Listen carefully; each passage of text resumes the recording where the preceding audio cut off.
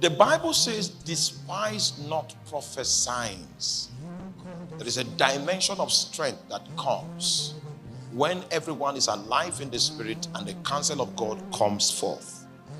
It is easy for us to detect when the devil has a plan against our company. It is easy for us to detect when the devil has a plan against an individual. It is easy for us to know what we need to avoid as a congregation. I remember a church in London, one of the thriving churches in London, and then in a little prayer meeting for the space of 2 to 3 months, a word came, and this word keeps coming. It was consistent for like 3 months. Do not admit ministers from America. That was the utterance. Do not admit ministers from America. And so the leader of the prayer group documented some of the prophecies and handed it over to the senior pastor. The message was clear. Do not admit ministers from America. When the ministry came to a certain point, and it was as if the American guys were the ones that had the show in terms of ministry. American ministers.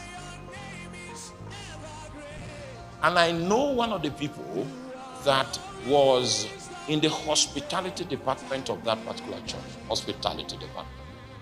And he told me a story, a strange story. One of the American preachers that came to minister. They came to pay the hotel bills, and the hotel said there are additional bills. What are we paying for? And the hotel brought evidence to show that all the while the guy was in the hotel, he was accessing pornographic sites, and that is additional cost. The cost is stupendous because it's a luxury that you can afford. You can afford to despise. It's available, but you can do without it. The American guy that was preaching, and people were saying, yeah. When he comes back from the meeting, he comes down with pornography. Before we knew it, corruption had entered.